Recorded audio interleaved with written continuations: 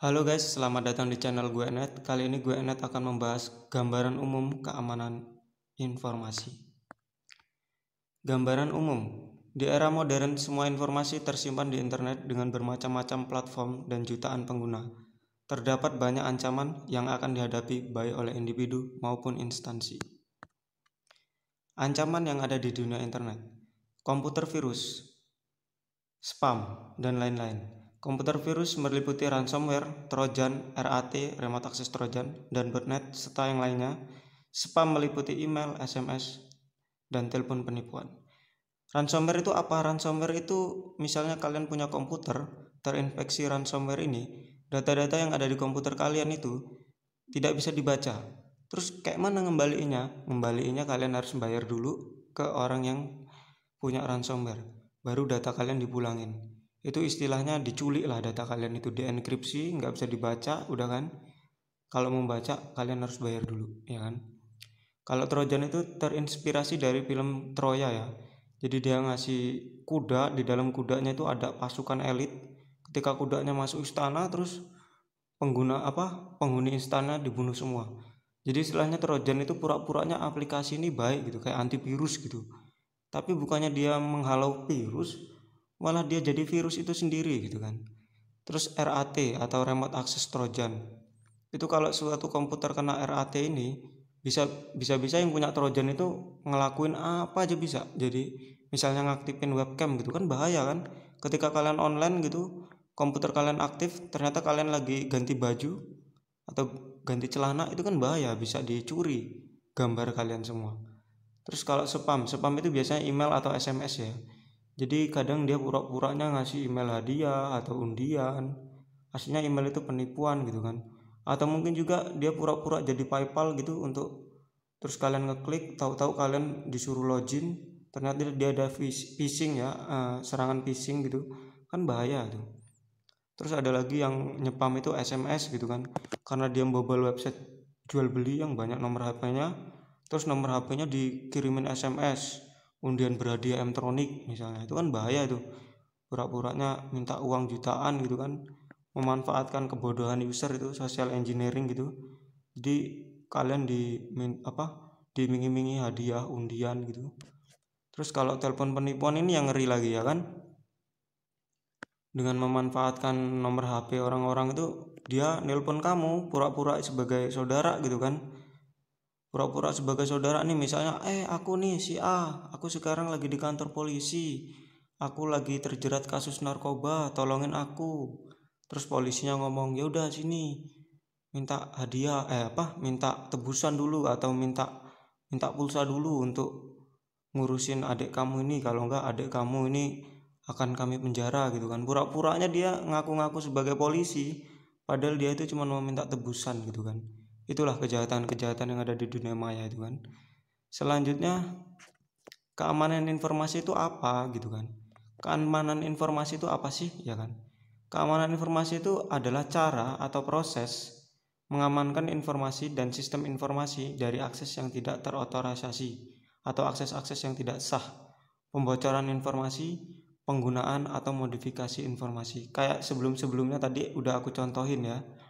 Kalau pembocoran informasi itu untuk apa fungsinya kan udah aku jelasin kan, kayak spam tadi salah satunya.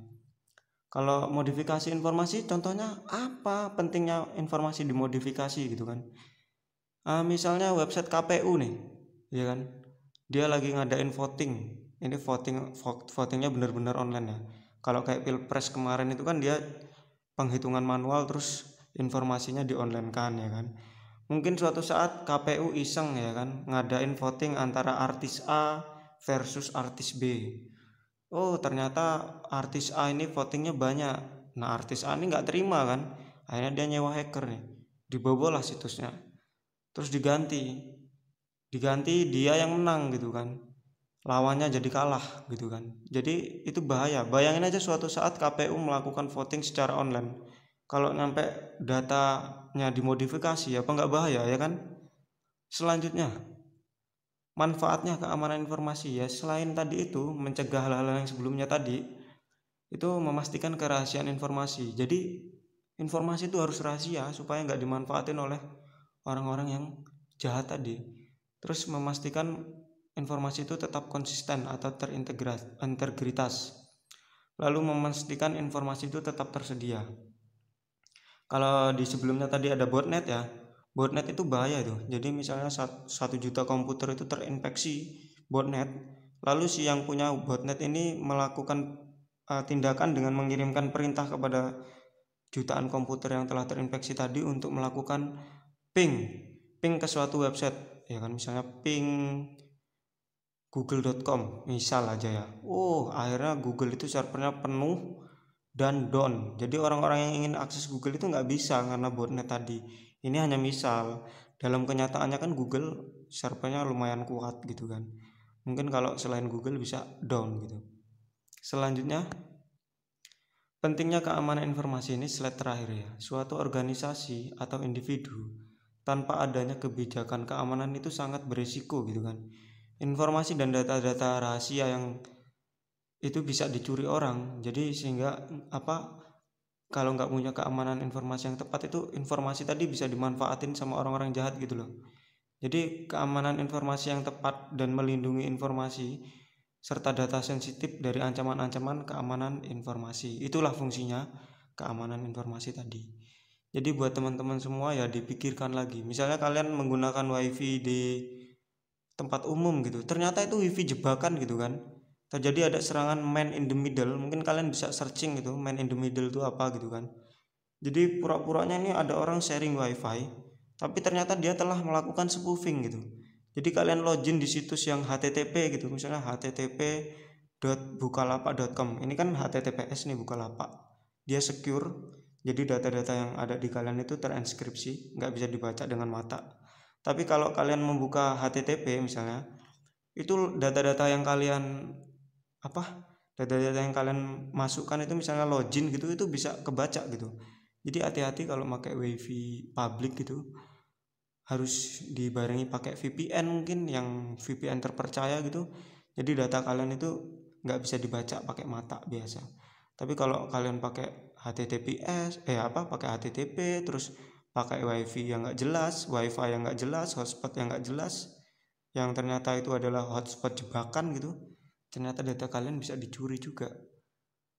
Ya mungkin bisa dibajak lah FB kalian. Mungkin kalian nggak ada sih data-data penting gitu, tapi bayangin deh kalau FB kalian dibajak, terus yang bajak itu ngirim pesan ke teman kalian, misalnya minta pulsa dong gitu, kan bahaya kan. Teman kalian kan ngiranya ini beneran kalian, padahal itu bukan gitu. Makanya lah, kerahasiaan itu bukan milik siapa aja. Mentang-mentang dataku cuman ini aja kok, dataku cuman kayak gini-gini aja, nggak penting. Untuk apa Facebookku juga dicuri? Ya itu tadi, dimanfaatin sama penyerang tadi untuk nipu teman-teman kalian, untuk nipu-nipu saudara kalian gitu kan. Nah, itulah pentingnya keamanan informasi. Selanjutnya sudah selesai. Terima kasih sudah subscribe channel ini. Sebarkan video ini bila kalian rasa video ini bermanfaat. Jangan lupa klik like, komen, dan subscribe. Dan jangan lupa berbagi pengalaman kalian tentang keamanan yang mudah-mudahan ini bermanfaat, walaupun ini pengetahuan yang mendasar ya. Terima kasih semua yang sudah subscribe channel ini. Sampai jumpa lagi di video selanjutnya. Terima kasih.